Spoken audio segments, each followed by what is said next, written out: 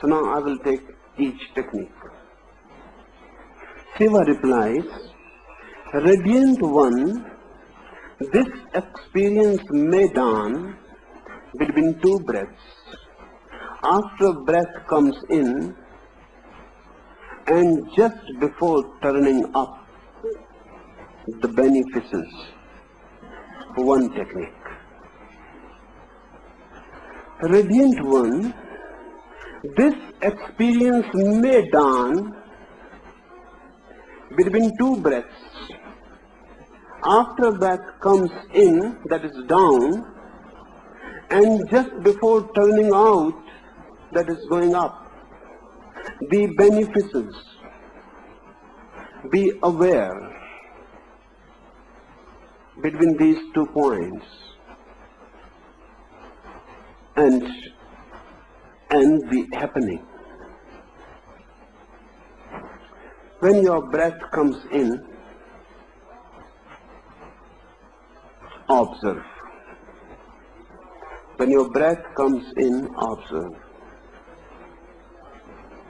For a single moment or a thousandth part of a moment, there is no breathing. Before it turns up, before it turns going outward. One breath comes in, then there is a certain point, breathing stops. Then the breathing goes out. When the breathing goes out, then again for a single moment or a part of a moment, breathing stops. Then breathing comes in. Before turning in or before turning out, there is a moment when you are not breathing.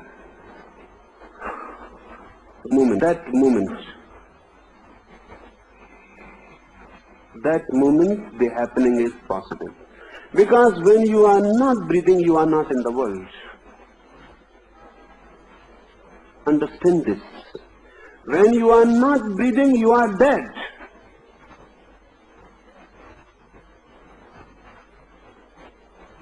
You are still, but dead. But the moment is of such a short duration, you never observe it. For Tantra, each breath is a death, and each new breath is a rebirth. Breath coming in is rebirth. Breath going out is death. The outgoing breath is synonymous with death. The incoming breath is synonymous with life. So with each breath you are dying and reborn. And the gap between the two, it is of very short duration, but keen, sincere observation and attention will make you feel the gap. If you can feel the gap, Shiva says, the beneficence, then nothing else is needed. You are blessed. You have known the thing has happened. You are not to train the breath, just as it is. Why? Such a simple technique, it looks so simple.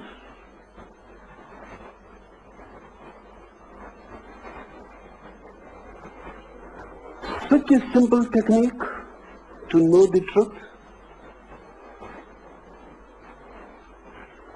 To know the truth means to know that which is neither born nor dies. To know that eternal element which is always.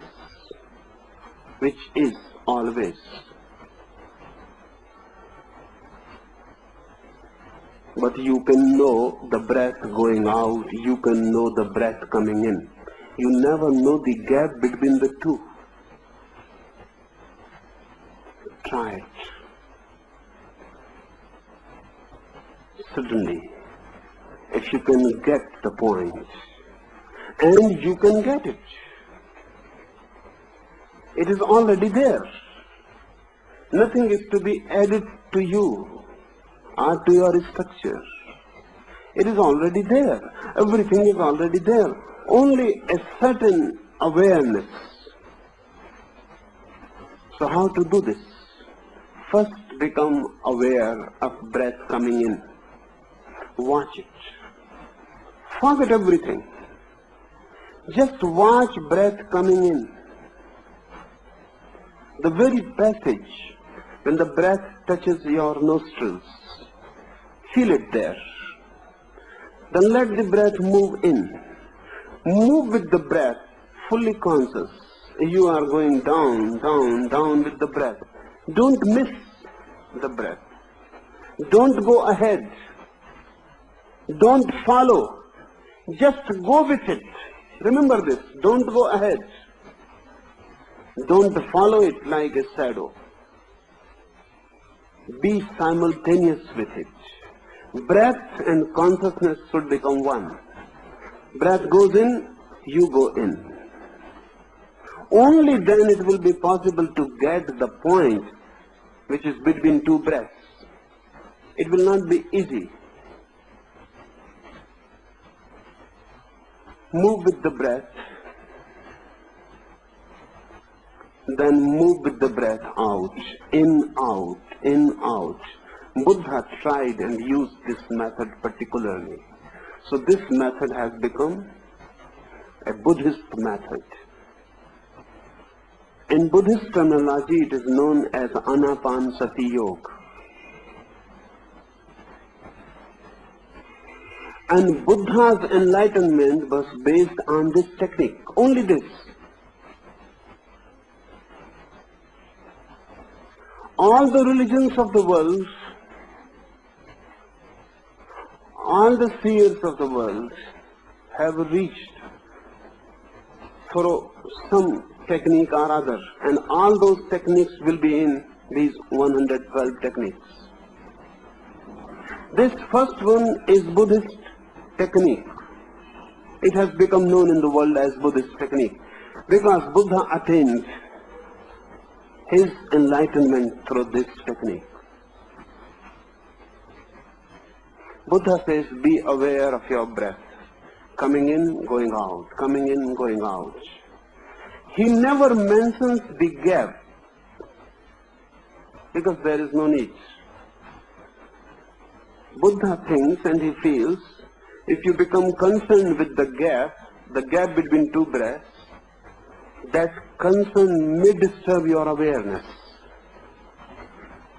So he simply says, be aware when the breath is going in, move with it, and when the breath is going out, move with it. Do simple this, going in, going out with the breath.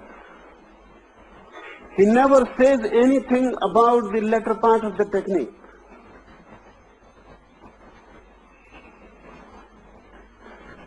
The reason is Buddha was talking with a very ordinary man. Even that may create a desire to attain the interval. That desire to attain the interval will become a barrier into awareness. Because if you are desiring to get to the interval, you will move ahead. Breath will be coming in and you will move ahead because you are interested in the gap which is going to be in the future. Buddha never mentions it. So Buddhist technique is just half. But the other half follows automatically. If you go on practicing breath consciousness, breath awareness, suddenly one day, without knowing, you will come to the interval. Because as the awareness will become keen and deep and intensive, as your awareness will become bracketed, the whole world is bracketed out. Only your breath coming in or going out is your world. The whole arena for your consciousness. Suddenly you are bound to feel the gap when there is no breath. When you are moving with breath minutely, how can you remain unaware when there is no breath? You will become suddenly aware that there is no breath. And the moment will come when you will feel now neither the breath is going out nor the breath is coming in. Breath has stopped completely. In that stoppage, the beneficence.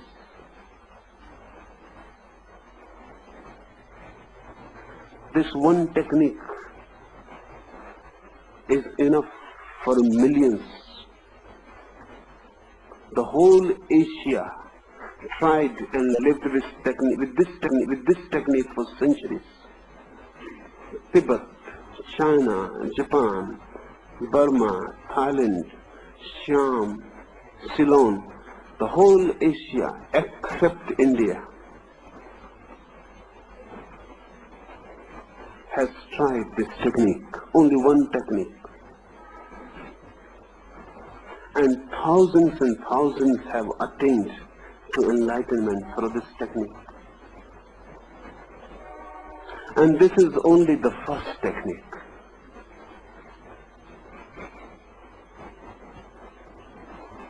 But unfortunately, because the technique became associated with Buddha's name, Hindus have been trying to avoid it.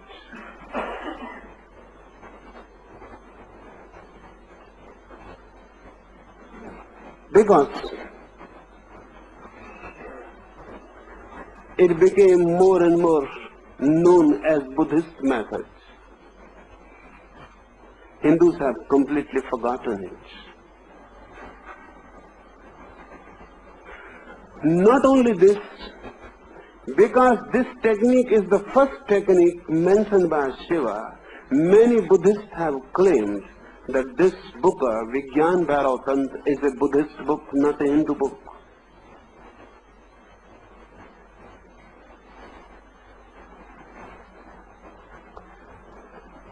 It is neither Hindu nor Buddhist. And technique is just technique. Buddha used it, but it was there already to be used. Buddha became a Buddha because of the technique. Technique preceded Buddha. Technique was already there.